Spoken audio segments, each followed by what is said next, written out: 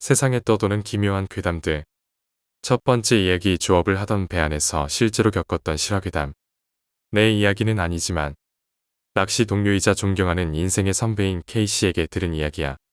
K씨는 젊었을 때 어업 관련 회사를 운영하고 있었어. 어느 날 조업을 나갔던 저인망 어선의 선장에게서 갑자기 연락이 왔다고 해.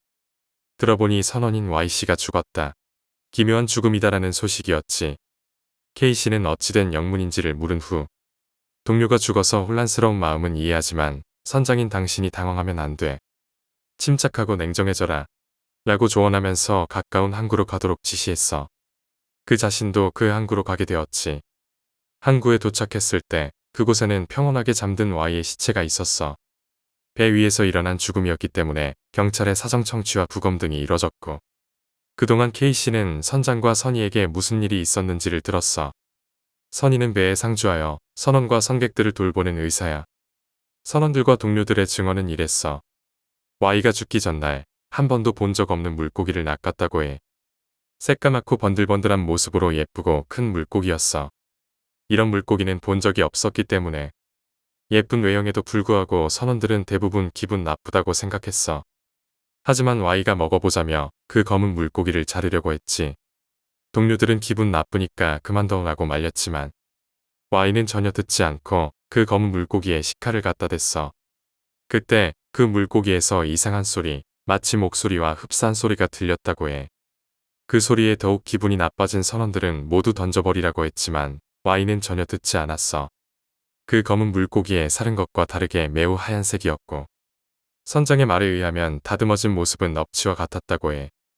반토막 난 검은 물고기의 살은 꽤나 맛있어 보였지만 묘한 비명 같은 소리를 들은 탓에 선원들 중 그 물고기를 맛본 사람은 Y뿐이었어.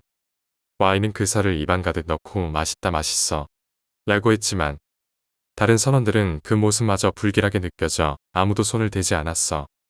결국 남은 살과 반토막 난 검은 물고기는 바다에 던져졌지. 다음 날 아침 선원 한 명이 비명에 가까운 목소리로 외쳤어. 저길 좀 봐. 배 뒤쪽. 선장이 배의 스크루 부분을 보자 그 반토막 난 검은 물고기가 따라오는 것이 보였어. 설마 스크루에 걸리기라도 한 걸까? 선장은 중얼거렸지만 반토막 난 검은 물고기는 자력으로 헤엄치고 있었어. 내장도 남김없이 걷어내고 몸이 반토막 난 물고기가 어떻게. 이런 생각이 들어 오싹한 순간 다른 쪽에서 또 다른 비명소리가 터져나왔어. Y가 죽었어. 선장은 서둘러서 Y가 자고 있던 선실로 향했어. 그곳에는 놀랍게도 잠든 모습 그대로 말라붙은 Y가 있었어. 미라처럼 바짝 말라붙은 채로 죽은 Y. 선의가 봤을 때 사인은 급격한 노쇠라고 했어. Y의 본래 나이는 40대 후반이었지만 죽은 모습은 100살을 넘긴 노인 같았어. 사체 사진을 카메라로 찍고 선원들이 우왕좌왕하는 틈에 선장이 K씨에게 연락을 한 거야. 경찰이 선의에게 Y의 그 사진을 보여달라 하자 선의가 사진을 내밀었고 K씨도 함께 봤다고 해. 함께 본 사람들은 모두 하나같이 이건 이집트의 미라가 아닙니까? 라고 했을 정도로 그 시체는 말라붙어 있었다고 해. 하지만 항구에 돌아온 Y의 시체는 잠든 모습 그대로 깨끗한 상태였어. 결국 사법적으로 부검을 했고 그 결과는 신부전으로 인한 호흡곤란으로 밝혀졌어. 그때 그 사진은 차마 Y의 부모님에게 보여드릴 수 없다고 K씨에게 돌아왔어. 불길하기도 해서 기록을 남겨놓는 것도 좋지 않다고 판단한 K씨. 선장, 선의는 그 사진을 소각 처분했다고 해. 나는 그 이야기를 들으면서도 반신반의하여 그런 일이 실제로 있는 거야? 라고 물었지만 K씨는 고개를 끄덕이며 대꾸했어. 진짜 있었던 이야기야. 사진도 그때 선장, 선의, 경찰이 받고 증언할 수 있어. 바다에는 인간의 힘으로는 어쩔 수 없는 무언가가 있는 모양이야. 두 번째 이야기 어릴 때 보았던 물체. 이 이야기는 1996년이나 1997년쯤 내가 중학교 3학년 겨울에 겪은 일이야. 그 당시 질풍노도의 시기를 심하게 겪고 있었던 나는 친구들과 삼삼오오 모여 어두운 외진 곳에서 멋지지도 않은 폼으로 담배를 피우며 가오를 잡고 다녔어. 그때 경찰차만 봐도 경기 일으키던 시절이었지. 물이 지어있던 친구들 근처에서 사이렌 소리가 들리자 거기서 만나 하며 겁나 도망치기 시작했어. 나는 친구 한 명과 함께 이리저리 달리다 어느 아파트 옥상으로 올라갔어. 거기서 담배 한 대 피우며 조용해지길 기다렸어. 아마 30분 정도 흘렀을 거야. 멀리 경찰차 한 대가 번쩍이며 지나가더군. 오늘은 늦었으니까 내일 보자라는 친구의 말에 동의하고 옥상에서 내려오는데 갑자기 옥상 내려오는 계단 찻집 바로 앞에 중절모를 쓴 사람 형상이 있는 거야. 친구와 나는 도둑이 제발 저린다고 안녕하세요 한마디를 떨며 내뱉었어. 그 형상은 말 한마디 대꾸도 없었지. 어둠에 눈이 익숙해질 때쯤 손으로 더듬거리며 센서등 버튼을 찾아 눌렀어. 그 순간 눈앞에 있던 형상은 흔적도 없이 사라졌어. 친구도 그 형상을 같이 본 거야. 둘 다 놀라서 자빠지지 않은 게 다행이었어. 아파트가 높지 않았는데 대략 6층 정도 되었어. 거기서 미친 듯이 뛰어내려오기 시작했지. 놀란 마음을 진정시키고 그게 뭐였을까 하고 친구와 얘기했지만 너무 늦었으니 일단 내일 보자고 하고 헤어졌어. 다음 날 그 아파트 그 동, 그 후 앞에는 노란 불빛의 상이라는 글자가 걸려 있었어. 그때 우리가 본 건 도대체 뭐였을까? 세 번째 이야기 귀신 소리. 얼마 전까지 자취 생활을 청산하고 컴백 홈한 예비 사회인이야.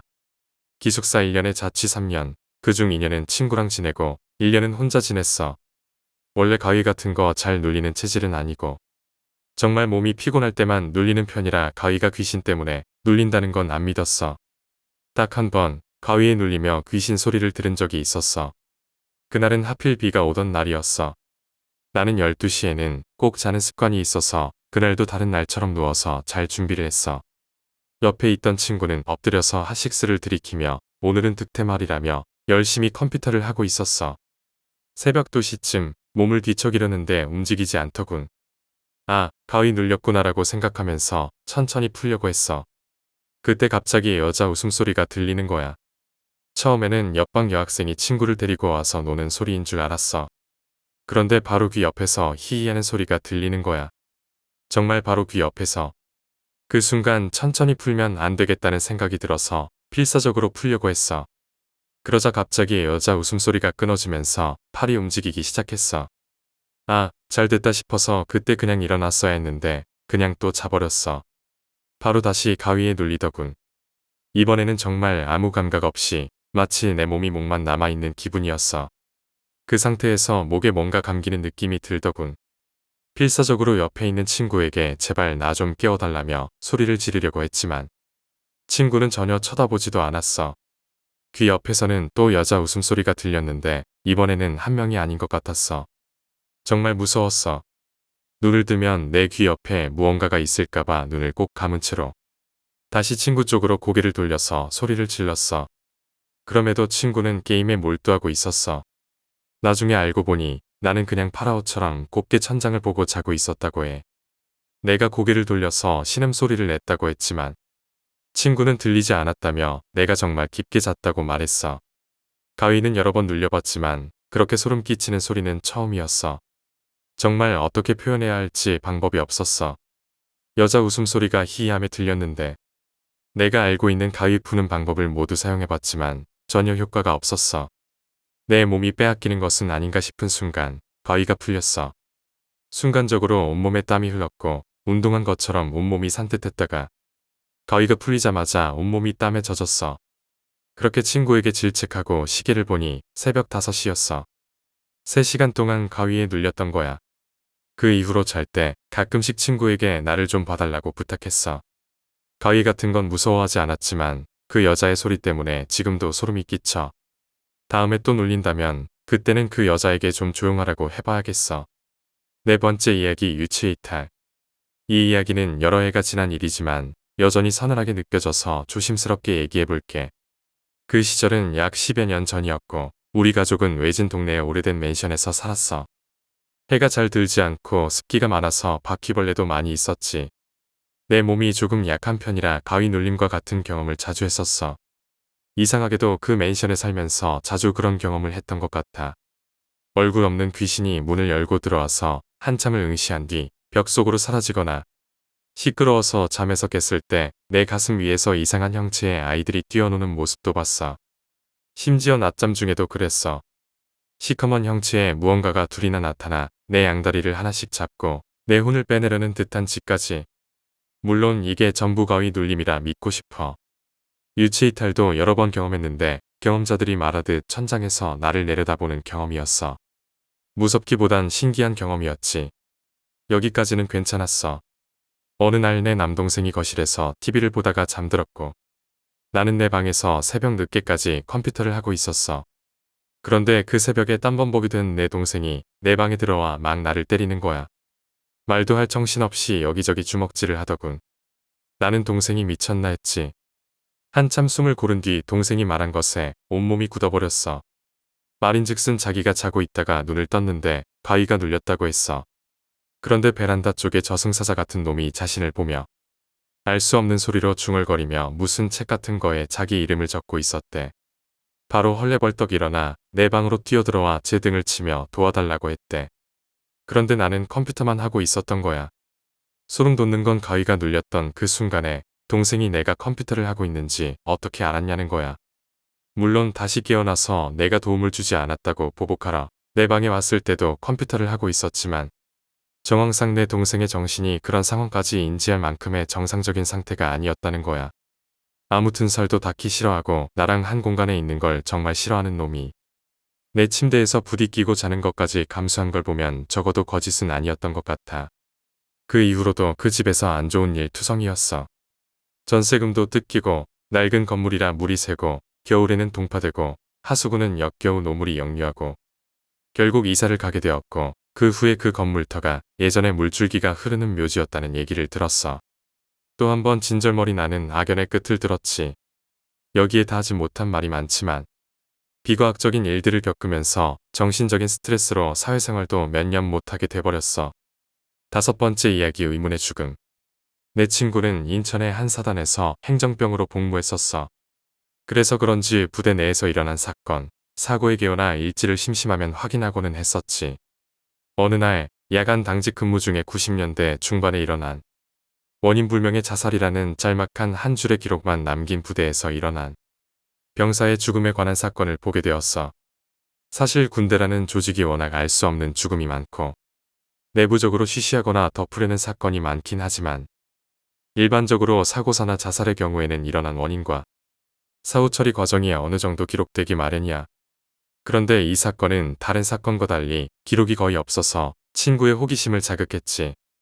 그날부터 친구는 궁금증을 해소하기 위해 부대에서 오래 근무한 친한 간부와 선임들을 대상으로 PX 냉동, 사제 담배 등의 뇌물로 알아내려 부단히 노력했지만 모두 너무 오래된 일이라 모른다는 대답이 대부분이었어. 그러던 어느 날 정말 뜻밖의 인물과 장소에서 사건의 내막을 알게 되었어. 바로 대대 주임원사로부터 말이야. 주임원사가 친구 중대의 중대장과 친한 사이였어서 자주 친구 중대를 드나들곤 했는데 그날도 어김없이 커피 한잔하며 중대장과 이런저런 이야기를 나누던 중 행정 업무를 처리하던 친구의 귀에 솔깃한 이야기가 흘러들어왔지. 바로 90년대 중반에 있었던 그 원인 불명의 자살자에 관한 내막이었어. 사건의 내막은 대충 이랬어. 90년대 중반, 딱히 흠잡을 데 없고 문제가 없던 전이 본지 몇 달이 조금 지난 이등병이 있었어. 그 병사와는 5달 위에 유독 친한 선임이 있었는데 둘은 군 선후임 사이로 만났지만 서로의 고민과 고충을 털어놓으며 아주 망력한 관계를 유지했다고 해. 그러던 어느 날 갑자기 이등병이 부대 뒤편에 위치한 이종 창고에 몰래 숨어들어 목을 매 자살했고 부대는 발칵 뒤집혔지. 상급 부대에서 조사반이 내려와 자살의 원인과 내막을 규명하기 위해 부대 내 구타 및 폭언 등 부조리를 중점으로 수사를 벌였지만 뚜렷한 원인이 밝혀지지 않았어. 나중에는 그 친했던 선임도 조사 대상에 올라서 선임이 쓰던 일기장까지 참고 자료로 활용되었지. 그 과정에서 일기장 내용에 아주 놀라운 기록이 발견되었고 아래는 죽은 이등병의 선임이 이런 내용으로 일기를 썼을 거라는 추측과 함께 각색해서 적어본 거야. 1995년 X월 X일 수요일 정말 이상한 꿈을 꿨다. 너무나 찝찝하다.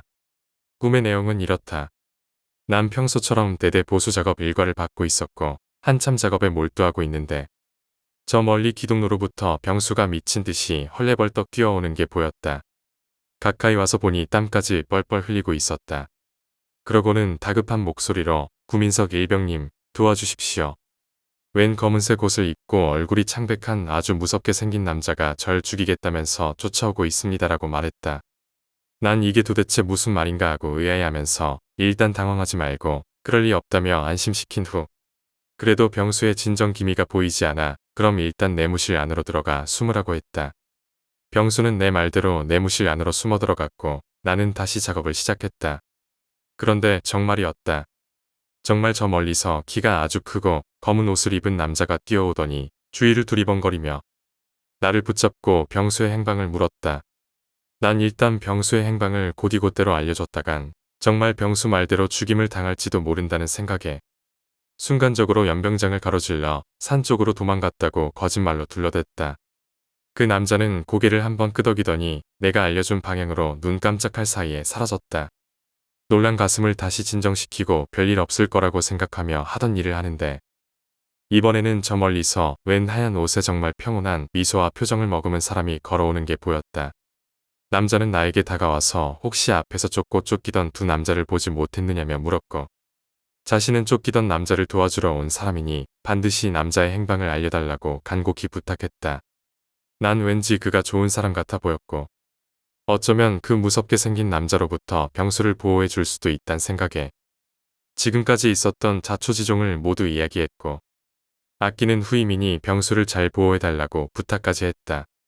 남자는 평온한 미소를 띤 채 걱정 말라며 고개를 한번 끄덕였고 병수가 숨어있던 내무실 쪽으로 발걸음을 옮겼다. 그러다 천천히 걸어가던 그가 갑자기 서서히 뒤를 돌아보더니 자신의 얼굴 쪽에 손을 갖다 대는 것이었다.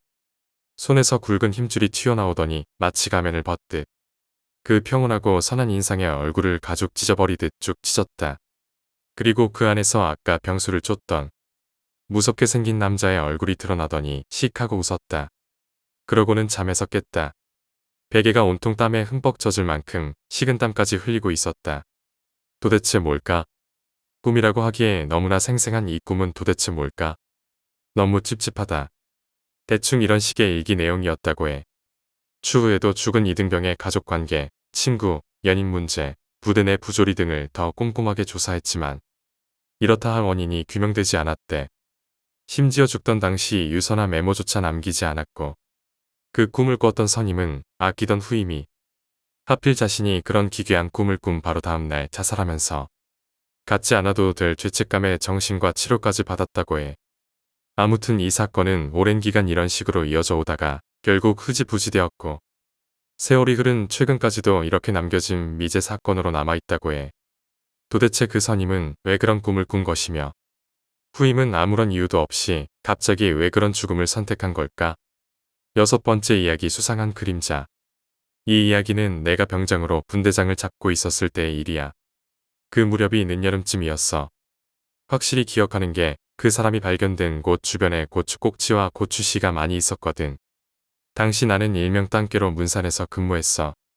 훈련은 연간 계획표에 따라 진행되는데 그 주는 소대 훈련 기간이었지. 매일 오전 10시에 나가서 밤 2시에 부대 복귀하는 힘든 시기였어.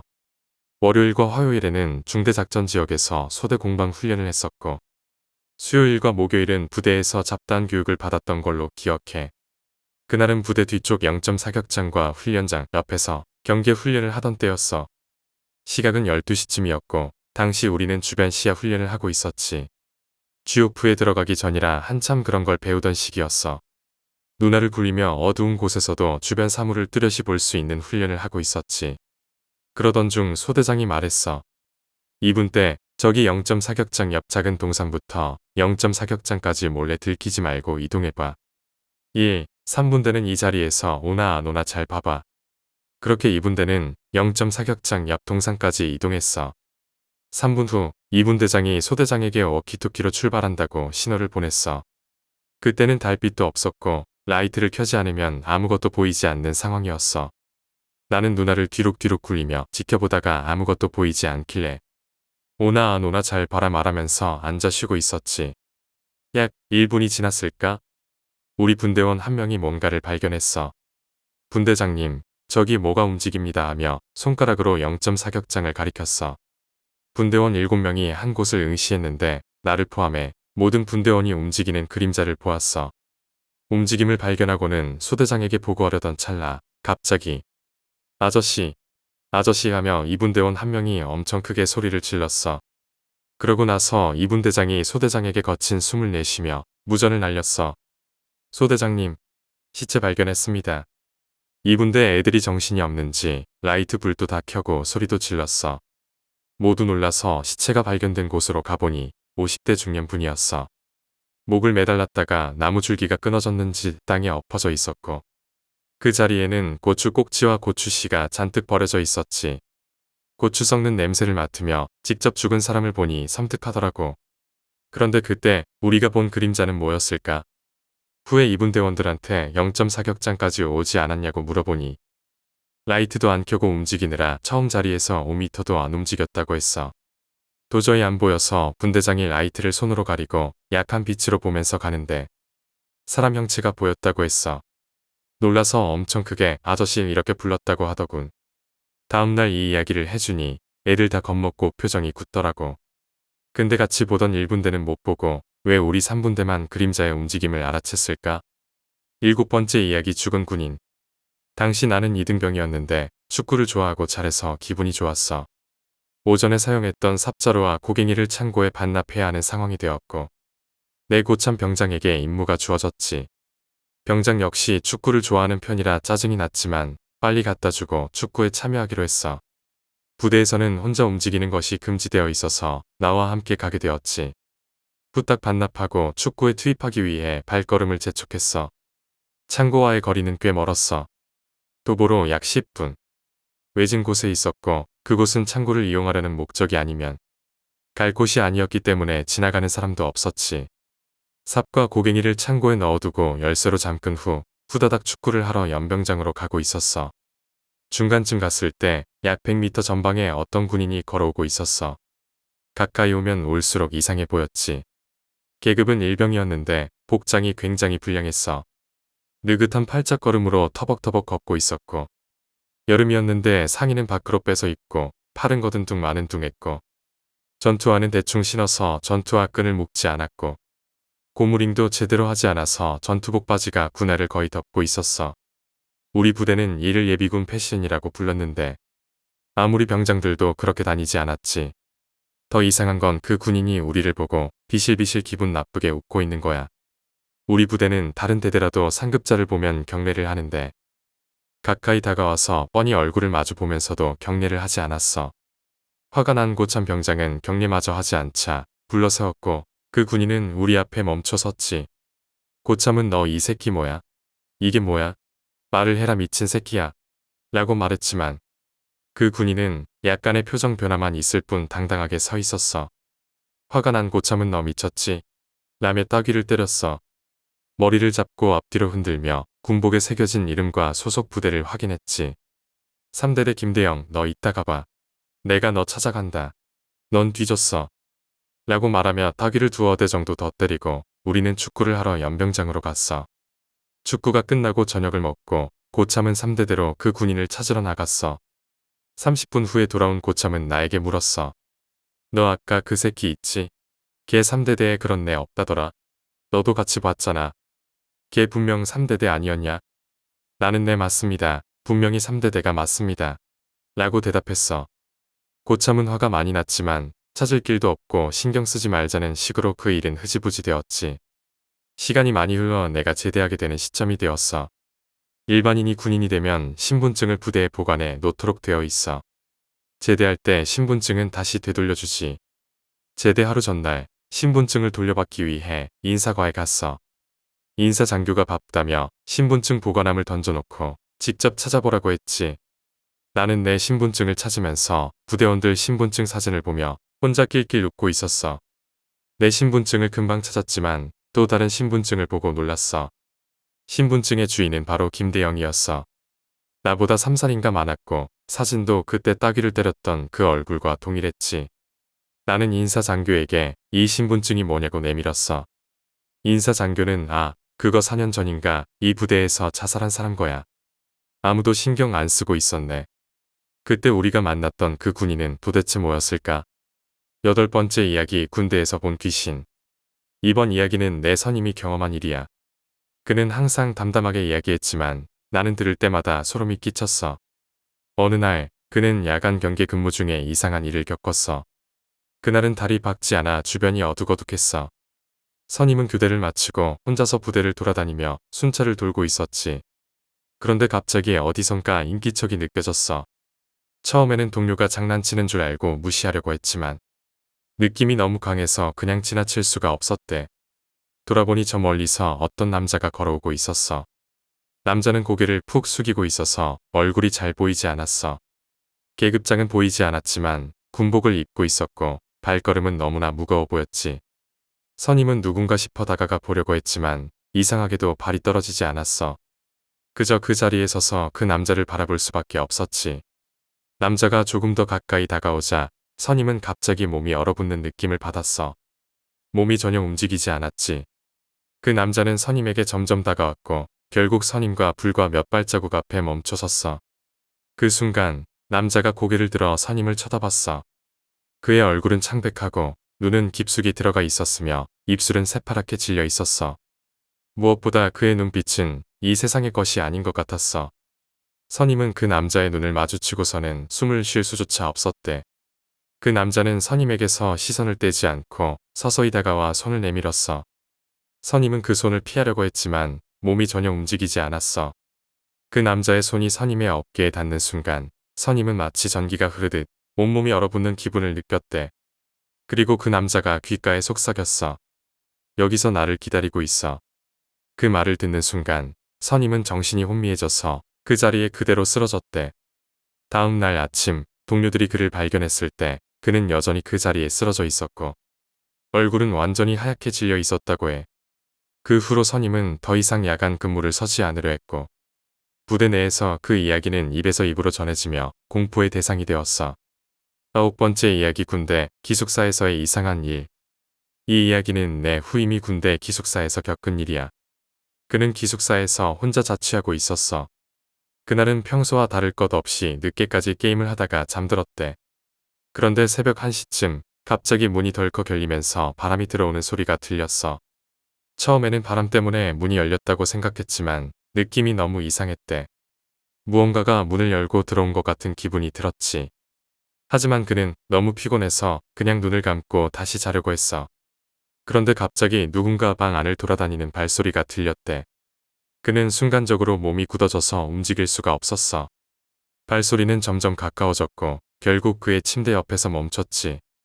그는 눈을 감은 채로 그 소리를 듣고 있었는데 갑자기 누군가가 그의 팔을 꽉 잡는 느낌이 들렸어. 그때 그는 너무 놀라서 눈을 뜨려고 했지만 도저히 눈이 떠지지 않았대. 그리고 그 순간 누군가가 그의 귀에 대고 속삭였어. 너 여기서 나갈 수 없어. 그 말을 듣는 순간 그는 더 이상 버틸 수가 없었고 비명을 지르며 침대에서 일어났어. 그런데 방 안에는 아무도 없었고 문은 여전히 열려 있었대. 그는 급히 문을 닫고 불을 켠 채로 밤새 잠을 이루지 못했어. 그 이후로 그는 그 방에서 더 이상 혼자 자지 않았고 부대에서는 그 방이 귀신이 나오는 방으로 소문이 났다고 해. 10번째 이야기 휴가 중 겪은 신비한 경험. 이 이야기는 내가 군대에서 첫 휴가를 나갔을 때 겪은 일이야. 그때 나는 오랜만에 가족들과 함께 시간을 보내며 휴식을 취하고 있었어. 그런데 어느 날 밤 이상한 꿈을 꿨지. 꿈에서 나는 어느 낯선 집에 들어가 있었어. 그 집은 어둡고 음침했으며 공기가 무거운 느낌이었어. 나는 집안을 둘러보며 걸어다니고 있었는데 갑자기 어느 방에서 기이한 소리가 들렸어. 나는 그 소리를 따라 방으로 들어갔어. 방 안에는 아무도 없었지만 벽에 걸린 거울이 있었어. 그 거울에 비친 내 모습이 너무나 이상했지. 나는 거울 속에 내 모습이 점점 일그러지는 것을 보며 두려움을 느꼈어. 그러자 갑자기 거울 속에서 어떤 형체가 나타났고 나에게 손을 내밀었어. 나는 너무 무서워서 거울에서 떨어지려고 했지만 몸이 전혀 움직이지 않았어. 그 형체는 점점 더 가까이 다가왔고 나는 그 형체가 나를 덮치는 순간 비명을 지르며 깨어났어. 잠에서 깨어나 보니 나는 여전히 내 방에 있었고 가족들은 모두 자고 있었어. 하지만 내 몸은 식은땀으로 흠뻑 젖어 있었고 심장은 미친 듯이 뛰고 있었지. 그날 밤 이후로 나는 그 꿈을 계속해서 꾸게 되었어. 매번 같은 집, 같은 방, 그리고 같은 거울 속의 형체. 나는 그 형체가 점점 더 생생하게 다가오는 것을 느꼈고 그 형체가 나를 완전히 덮칠 때까지 꿈이 반복되었어. 결국 나는 더 이상 그 꿈을 견딜 수 없어서 가족에게 이 이야기를 털어놓고 도움을 청했어. 가족들은 나를 위로하며 꿈이 너무 생생해서 무서웠을 뿐이라며 안심시켜 주었어. 하지만 나는 여전히 그 꿈이 정말로 나를 덮쳐올 것 같은 두려움을 떨칠 수 없었어.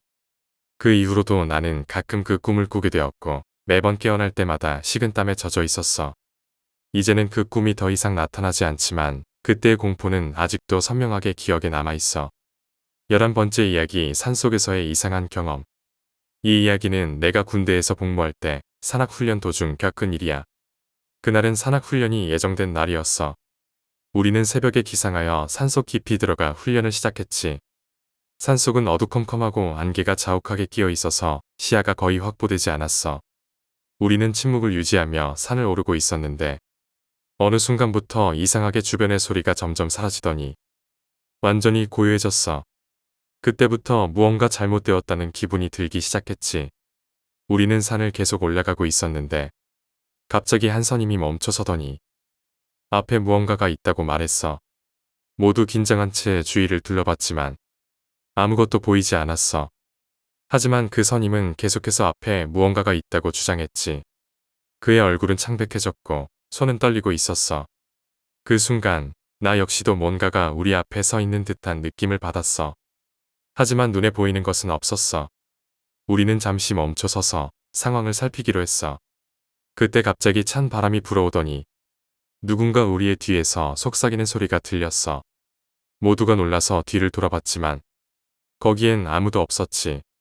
그런데 그 순간 나는 정말로 누군가가 내 뒤에 서 있는 듯한 기분을 느꼈어. 그 느낌은 너무나 강렬해서 나는 그 자리에 얼어붙은 채로 움직일 수가 없었어. 동료들 역시 모두 같은 느낌을 받았던 것 같아. 우리는 아무 말도 하지 못한 채 서로의 얼굴만 쳐다보았어. 그 순간 그 선임이 갑자기 여기서 나가자 라고 외치며 앞장서서 달리기 시작했어. 우리는 그의 뒤를 따라 정신없이 달렸지. 한참을 달려 도착한 곳은 우리가 출발했던 산 입구였어. 분명히 우리는 산을 깊이 들어갔는데 달리다 보니 원래 있던 곳으로 돌아온 거야. 그날 이후로 우리는 다시는 그 산에 들어가지 않았어. 훈련은 취소되었고 부대에서는 이 일을 비밀로 붙이기로 했지. 아무도 그날 겪은 일에 대해 더 이야기하지 않았어. 하지만 그 사건 이후로 그 산은 부대원들 사이에서 귀신 나오는 산으로 소문이 났고 모두가 그 산을 피하려고 했어. 나는 지금도 그날의 기억을 떠올리면 소름이 끼쳐. 그때 우리 앞에 있었던 것은 도대체 무엇이었을까? 12번째 이야기, 비행 중 만난 이상한 물체. 이 이야기는 내가 군대에서 공군으로 복무할 때의 일이야. 나는 당시 비행 훈련을 받고 있었어. 그날은 다른 날과 다름없이 훈련 비행을 하고 있었는데 갑자기 레이더에 이상한 물체가 잡히기 시작했어. 처음에는 그냥 작은 오류라고 생각했지만 그 물체는 점점 더 가까워지며 크기도 점점 커지고 있었어. 나는 동료들과 함께 경계를 늦추지 않으면서 비행을 계속했지. 하지만 그 물체는 우리를 향해 빠르게 다가오고 있었어. 곧이어 눈으로 확인할 수 있을 만큼 가까워졌을 때 나는 깜짝 놀라지 않을 수 없었어. 그 물체는 우리가 한 번도 본 적 없는 형태였고 빛을 발하며 공중에 떠 있었어. 우리는 급히 무전을 통해 이 사실을 보고했지만 지시가 내려오기 전까지는 그 물체를 따라가기로 결정했어. 그 물체는 마치 우리를 유도하듯 일정한 거리를 유지하며 이동했어. 우리는 그 물체를 따라 계속 비행했지만 그것은 갑자기 속도를 내며 사라졌어. 레이더에서도 그 흔적은 완전히 사라졌지. 우리는 당황스러웠지만 더 이상 물체를 찾을 수 없어 훈련을 마치고 기지로 돌아왔어. 그 후로 우리는 그날의 일을 상부에 보고했지만 아무런 답변도 받지 못했어. 그저 훈련 중에 발생한 이상 현상으로 기록되었을 뿐이었지. 하지만 나는 그날 본 그 물체가 무엇이었는지 지금도 의문이야. 그리고 그 물체가 왜 우리 앞에 나타났는지, 왜 갑자기 사라졌는지 아무도 알지 못해. 그 이후로 나는 비행 중에 항상 경계를 늦추지 않게 되었어. 언제 다시 그 물체가 나타날지 모르니까. 그리고 만약 다시 나타난다면 그때는 그 물체의 정체를 밝혀내고 싶어. 13번째 이야기, 거울 속의 진실. 어느 늦은 가을, 기온이 급격히 떨어지던 날이었어. 군대에서 새로 배치된 기숙사는 오랫동안 사용되지 않았던 낡은 건물이었지. 오랜 세월 동안 비워져 있던 이 기숙사는 최근에 들어서야 다시 사용되기 시작했어. 여기엔 새로 전입 온 병사들이 머물게 되었고 그들 중에는 나도 포함되어 있었어. 기숙사에 처음 도착했을 때 건물은 불쾌한 냄새가 가득했고 벽에는 오래된 얼룩과 습기가 배어 있었어. 하지만 나와 동기들은 그저 군 생활의 일환이라고 생각하며 불평 없이 적응하려고 했지. 다들 긴장과 기대가 섞인 마음으로 군 생활을 시작하게 되었고 서로서로를 격려하며 일상을 이어갔어. 하지만 기숙사에 들어온 지 얼마 지나지 않아 이상한 일들이 일어나기 시작했어. 첫 번째로는 병사들 중 한 명이 갑작스럽게 실종된 일이었지. 그 병사는 평소에도 무척 조용한 성격이었지만 어느 날 아침부터 보이지 않았어. 그의 침대는 깨끗하게 정리되어 있었고 그의 물건들은 모두 그 자리에 있었지만 그는 어디에도 없었어. 처음엔 다들 단순한 외출일 거라고 생각했어. 그러나 시간이 지날수록 그가 돌아오지 않자 기숙사 내 분위기는 급격히 무거워졌지. 그를 찾기 위해 수색이 시작되었지만 아무런 단서도 발견되지 않았어. 그의 실종은 결국 공식적인 기록으로 남겨졌고 우리 모두는 그 사건을 머릿속에서 잊으려고 했어. 하지만 그 사건은 시작에 불과했어. 그 후로 기숙사에서는 더 많은 이상한 일들이 일어나기 시작했지. 한밤중에 복도를 걸을 때 누군가 뒤따라오는 소리가 들리거나 문이 저절로 열리고 닫히는 일들이 빈번하게 발생했어. 이러한 현상들은 처음엔 소수의 병사들만 경험했지만 시간이 지날수록 점점 더 많은 병사들이 비슷한 경험을 하게 되었어. 내가 처음으로 기이한 경험을 한 것은 어느 늦은 밤이었어. 그날 나는 평소보다 늦게 잠자리에 들었어. 혼자 남은 방에서 깊은 잠에 빠지려고 했지만 갑자기 이상한 기운이 느껴졌어. 눈을 떠보니 방 안에 있는 거울이 희미한 빛을 반사하고 있었어. 분명히 방 안은 어두웠는데 그 거울만은 마치 다른 세계로 연결된 것처럼 빛나고 있었지. 나는 거울 앞으로 다가갔어. 거울 속에는 나 자신이 비치고 있었지만 뭔가 이상했어. 내 얼굴이 점점 일그러지고 거울 속에서 무언가가 나를 응시하는 것 같은 기분이 들었어. 공포심에 사로잡혀 그 자리에 얼어붙고 말았어. 그리고 그 순간 거울 속에 내 얼굴이 갑자기 웃기 시작했어. 그것은 내가 아닌 다른 존재의 미소였어. 나는 비명을 지르며 방에서 뛰쳐나왔어. 복도에서 나를 보고 있던 몇몇 동기들은 내가 미친 사람처럼 보였겠지. 나는 거울 속에서 본 것을 말하려 했지만 차마 말이 나오지 않았어. 그저 방으로 돌아가지 않고 복도에서 밤을 새웠어. 그 이후로 나는 거울을 볼 때마다 공포심에 사로잡히게 되었어. 다른 병사들도 비슷한 경험을 했다고 속삭였지만 아무도 공개적으로 그 이야기를 하진 않았어. 마치 그 이야기를 꺼내면 더 큰 재앙이 닥칠 것 같은 기분이었지. 기숙사는 점점 더 불안한 분위기에 휩싸였고 병사들은 서로 경계를 하며 지내게 되었어. 어느 날 한 병사가 또다시 실종되었어. 그는 마지막으로 거울을 보고 있었다는 목격자의 증언이 있었어. 그의 실종은 기숙사에 더 큰 공포를 불러일으켰지. 이제는 모두가 거울을 피하게 되었고 거울을 마주할 때마다 그 안에서 무엇이 나올지 모른다는 두려움에 사로잡히게 되었어. 그 사건 이후로 나는 거울의 비밀을 풀어야겠다는 결심을 하게 되었어.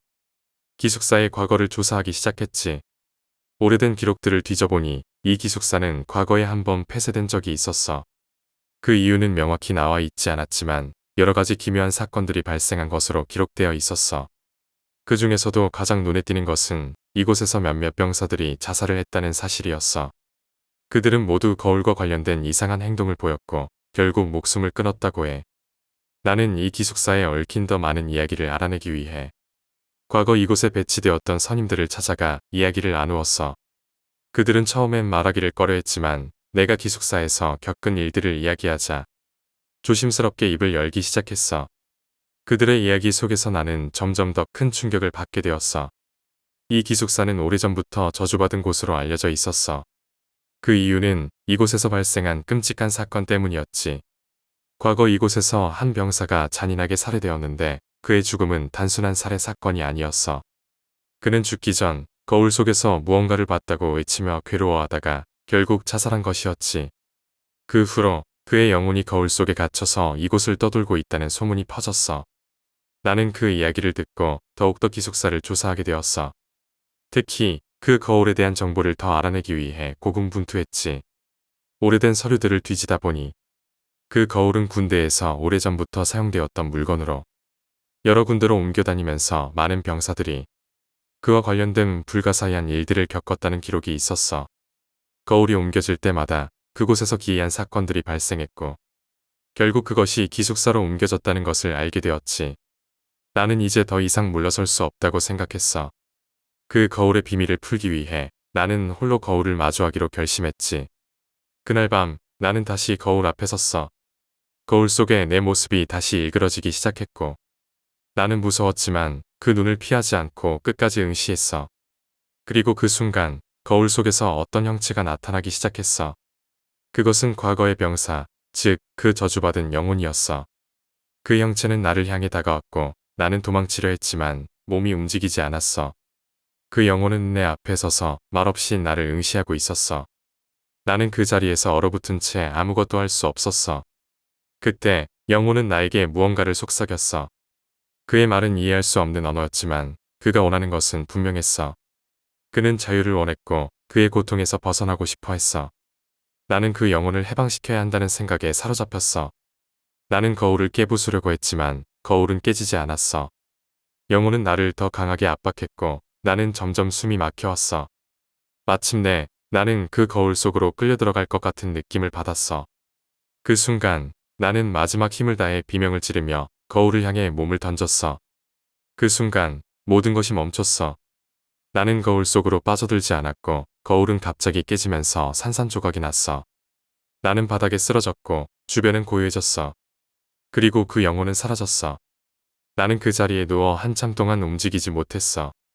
모든 것이 끝났다는 것을 알았지만 나는 여전히 공포에 사로잡혀 있었어. 그 후로 기숙사에서는 더 이상 이상한 일이 일어나지 않았어. 병사들은 다시 평온한 생활을 할 수 있게 되었고 나는 그 사건을 마음속 깊이 묻어두기로 했어. 하지만 그날의 기억은 여전히 나를 괴롭히고 있어. 때때로 나는 거울을 볼 때마다 그날의 공포가 떠오르고 거울 속에서 무언가가 나를 지켜보고 있는 것 같은 기분이 들어. 그 이후로 나는 절대 혼자 거울을 마주하지 않으려고 해. 그저 일상 속에서 거울을 필요로 할 때마다 나는 나도 모르게 그 속에 무언가가 있는지 아닌지 두리번거리며 확인하게 돼. 이 이야기를 다른 사람에게 할 수도 없고 믿을 수 있는 증거도 없지만 내 머릿속에는 그날의 사건이 마치 생생한 악몽처럼 남아있어. 그래서 나는 오늘도 기숙사 안에서 마주치는 모든 거울을 피하고 있어. 그것이 내가 살아남을 수 있는 유일한 방법이니까. 그리고 거울 속에 갇혀 있을지도 모르는 또 다른 영혼을 마주하는 일은 그 누구도 겪지 않기를 바랄 뿐이야. 이제는 그 기숙사에서의 사건이 잊혀지고 새로운 병사들이 그곳을 사용하기 시작했지만 나는 여전히 그곳에 가는 것이 두려워. 그 기숙사는 그저 낡은 건물이 아닌 끔찍한 기억이 깃든 장소로 남아있어. 나에게는 그리고 그곳에 머물렀던 병사들에게는 절대 잊을 수 없는 공포의 장소로 남을 거야. 지금까지 말한 이야기는 누군가에게는 그저 허무맹랑한 소리일지도 몰라. 하지만 그날 밤 내가 겪은 일들은 절대 단순한 환상이 아니었어. 나는 그것을 너무나도 확실히 느꼈고 보고 겪었어. 그래서 이 이야기는 내게 진실이자 영원히 잊을 수 없는 악몽 같은 기억으로 남아있어. 14번째 이야기 잃어버린 시간의 숲. 기억 속에 깊이 새겨진 사건은 누구에게나 하나쯤은 있을 거야. 내가 겪은 일 역시 그 중 하나지. 시간이 지나면서 희미해져야 할 기억이 오히려 더 선명해지고 그때의 감정들이 생생하게 떠오를 때가 있어. 이번 이야기는 내가 군 복무 시절 깊은 산속에서 경험한 믿기 어려운 일에 관한 거야. 그해 여름은 유난히 더웠어. 폭염이 계속되던 8월 중순, 우리 부대는 연례 산악 훈련을 떠나기로 했어. 산악 훈련은 매년 실시되었지만 이번엔 특별히 산 깊숙한 곳으로 들어가게 되었지. 그곳은 지도에도 정확히 표기되지 않은 미지의 지역이었어. 부대 내에서도 그 지역에 대한 정보는 극히 제한적이었고 그저 훈련을 위한 이상적인 장소로 알려져 있었을 뿐이었어. 훈련 첫날 우리는 기지에서 몇 시간을 걸려 산 중턱까지 올라갔어. 고도가 높아질수록 공기는 차가워졌고 숲은 점점 더 울창해졌지. 나무들은 키가 크고 줄기엔 이끼가 가득 붙어 있었어. 해가 떠 있을 때는 괜찮았지만 어두워지면 발밑조차 보이지 않을 정도로 빽빽한 숲이었어. 우리는 기지에서 멀리 떨어진 곳에 야영지를 설정하고 하루를 마무리하려고 했지. 하지만 첫날 밤부터 이상한 일이 벌어졌어. 야영지 주변에서 들리는 기묘한 소리들이 점차 우리를 괴롭히기 시작한 거야. 처음엔 멀리서 들리는 바람 소리라고 생각했지만 그 소리에는 무언가 불길한 느낌이 깃들어 있었어. 마치 누군가가 숲속에서 우리를 지켜보고 있는 것 같았지. 몇몇 동료들은 숲속에서 무언가 움직이는 걸 봤다고 말했어. 그러나 아무리 확인해도 그 소리는 그저 바람일 뿐이었어. 모두가 불안에 떨며 그날 밤은 제대로 잠을 이루지 못했어. 다음 날 아침, 우리는 본격적인 훈련에 돌입했어. 훈련의 목적은 숲속 깊숙한 곳에 위치한 고지대를 정복하는 것이었지. 우리는 지도에 나와 있는 길을 따라 움직였고, 처음엔 아무런 문제 없이 전진할 수 있었어. 하지만 시간이 지날수록 숲은 점점 더 깊어졌고, 나무들이 하늘을 완전히 가려버리자 주위는 어두컴컴해졌어. 그리고 그때부터 이상한 일이 일어나기 시작했어. 숲속에서 길을 잃은 것처럼 우리는 어느 순간부터 계속 같은 자리를 맴돌고 있다는 느낌을 받았어. 지도상에서는 분명히 새로운 경로를 따라가고 있었지만 실제로는 같은 곳을 반복해서 지나가고 있었지. 주변의 풍경은 점점 더 비현실적으로 보였고 우리는 뭔가 잘못되고 있다는 걸 깨닫게 되었어. 그때 우리 중 한 명이 기묘한 현상을 목격했어. 그는 멀리서 희미하게 빛나는 무언가를 봤다고 말했어. 처음엔 대수롭지 않게 여겼지만 그 빛은 점점 더 강해졌고 마침내 우리 모두가 그 빛을 볼 수 있었어. 우리는 그 빛을 따라가기로 결정했어. 어쩌면 그 빛이 길을 안내해 줄 것이라고 생각했거든. 그러나 그 빛은 우리를 더 깊은 혼돈 속으로 이끌었어. 빛을 따라가던 중 우리는 이상한 안개 속으로 들어가게 되었지. 그 안개는 평범한 안개가 아니었어. 그 안개 속에서는 방향 감각이 완전히 무너졌고 심지어 시간마저 왜곡된 듯했어. 우리는 길을 잃었고 서로를 찾기 위해 필사적으로 소리쳤지만 목소리는 공허하게 울릴 뿐이었지. 나는 혼자 안개 속을 헤매기 시작했어. 주위는 점점 더 어두워졌고 내가 걷는 길은 끝이 없을 것처럼 느껴졌어. 발걸음을 멈추고 주위를 둘러봤지만 아무것도 보이지 않았어. 그때 나는 무언가가 내 뒤를 따라오는 느낌을 받았어. 뒤를 돌아봤지만 그곳엔 아무도 없었어. 하지만 분명 누군가가 내 주변을 맴돌고 있다는 느낌이 강하게 들었지. 나는 점점 더 깊은 불안감에 사로잡혔어. 발소리, 숨소리, 그리고 기묘한 속삭임들이 내 주위를 맴돌았어. 나는 그것들을 피하려고 뛰기 시작했지만 아무리 달려도 도망칠 수 없었어. 그리고 그 순간 나는 뭔가에 걸려 넘어졌어. 바닥에 쓰러진 나는 일어나려 했지만 내 몸은 마치 무거운 쇳덩어리처럼 움직이지 않았어. 그때 나는 희미한 목소리를 들었어. 그것은 사람의 목소리였지만 분명 이 세상의 것이 아니었어. 그 목소리는 내 이름을 부르고 있었어. 나는 두려움에 사로잡혀 귀를 막으려 했지만 목소리는 점점 더 선명하게 들렸어. 그 목소리는 나를 이끌고 있었고 나는 그 목소리에 이끌려 숲속 깊은 곳으로 들어갔어. 얼마나 시간이 흘렀는지 모르겠지만 나는 마침내 그 목소리가 이끄는 대로 따라가게 되었어. 그러자 안개가 걷히기 시작했고 나는 어느 낯선 장소에 도착하게 되었어. 그것은 숲속 깊은 곳에 숨겨진 오래된 폐허였어. 그곳은 마치 오랫동안 잊혀진 곳처럼 보였고 건물들은 무너져 내린 채로 방치되어 있었어. 나는 폐허 속으로 들어갔어. 그곳엔 무언가 이질적인 기운이 감돌고 있었어. 나는 폐허 속을 천천히 걸어다니며 이곳이 무엇인지 알아내려고 했지. 그런데 폐허의 한 구석에서 오래된 문을 발견했어. 그 문은 다른 모든 것과는 달리 마치 방금 만들어진 것처럼 깔끔했어. 나는 그 문을 열기로 결심했지. 문을 열자 그 안에는 작은 방이 있었어. 방 안에는 오래된 가구들과 함께 한가운데에 낡은 거울이 놓여 있었어. 그 거울은 마치 방 전체를 장악하고 있는 듯한 존재감을 발산하고 있었지. 나는 거울을 향해 다가갔어. 거울 속에는 내 모습이 비치고 있었지만 그 모습은 내가 알고 있는 나와는 전혀 달랐어.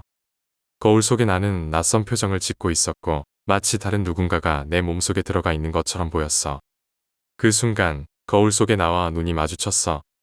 그리고 그때 나는 깨달았어. 그 거울 속에 나는 내가 아니었어. 그것은 오랫동안 이곳에 갇혀 있던 영혼이었고 나를 통해 다시 세상으로 나가고자 하는 것이었어. 나는 공포에 질려 거울에서 눈을 떼려 했지만 그 영혼은 내 의식을 강하게 잡아당기고 있었어. 나는 그것과 싸우려고 했지만 점점 더 깊이 빠져들고 있었지. 나는 마지막 남은 힘을 다해 거울을 깨부수려 했어. 그러나 거울은 깨지지 않았고 오히려 거울 속의 영혼은 더 강하게 나를 붙잡았어. 나는 점점 의식을 잃어가며 내 몸이 서서히 그 영혼에게 잠식되어 가는 것을 느꼈어. 그 영혼은 나의 모든 기억과 감정을 흡수하며 나를 대신해 살아가려고 했어. 그때 나는 밖에서 들려오는 소리에 정신을 차리게 되었어. 그것은 내 동료들이 나를 부르는 소리였어. 그들은 나를 찾기 위해 이곳까지 와 있었고 그들의 목소리는 나를 현실로 되돌려 놓았어. 나는 거울에서 눈을 떼고 방에서 뛰쳐나왔어. 동료들이 나를 발견하고 안도의 한숨을 쉬었지만 나는 여전히 공포에 사로잡혀 있었어. 우리는 그 폐허를 빠져나와 원래 있던 야영지로 돌아갔어. 그 후로 나는 거울에 비친 내 모습을 볼 때마다 그날의 공포가 떠오르곤 해. 그 거울 속의 영혼은 여전히 그곳에 갇혀 있을지도 몰라. 나는 그것을 잊으려 애쓰지만 그것은 절대 잊혀지지 않아. 그날의 경험은 나를 완전히 변화시켰고 나는 다시는 그 숲에 들어갈 수 없게 되었어. 시간이 지나면서 나는 그날의 일을 다른 사람들에게 이야기했지만 아무도 나를 믿어주지 않았어. 그저 내가 겪은 일을 환상이나 환각으로 치부했지. 하지만 나는 그곳에서 무언가를 봤고 그것은 절대 이 세상의 것이 아니었어. 나는 지금도 그 거울 속의 영혼이 나를 지켜보고 있다는 느낌을 지울 수 없어. 이제는 그 숲에 대한 기억이 희미해져야 할 때지만 그날의 사건은 여전히 내 머릿속에서 떠나지 않아. 나는 그 숲에서 길을 잃었고 그 숲은 내 시간을 빼앗아 갔어. 그리고 그 거울 속의 영혼은 아직도 나를 기다리고 있을지 몰라. 나는 그곳에서 빠져나왔지만 내 마음은 여전히 그곳에 갇혀 있어. 이 이야기는 내가 겪은 모든 것의 진실이야. 그리고 그 진실은 지금도 나를 괴롭히고 있어. 내가 그날 숲속에서 본 것은 단순한 환상이 아니었어. 그것은 현실이었고 나는 그것을 절대 잊을 수 없을 거야. 나는 그 숲과 거울에 갇힌 영혼에 대해 더 이상 말할 수 없지만 그날의 기억은 나를 영원히 따라다닐 거야. 이제 나는 그 거울 속의 영혼이 다시는 세상에 나올 수 없기를 바랄 뿐이야. 그리고 그 숲에서 또 다른 누군가가 나와 같은 경험을 하지 않기를 간절히 기도하고 있어. 그 숲과 거울 속의 영혼은 영원히 봉인되어야 해. 그렇지 않으면 또 다른 누군가가 그 영혼의 희생자가 될 테니까.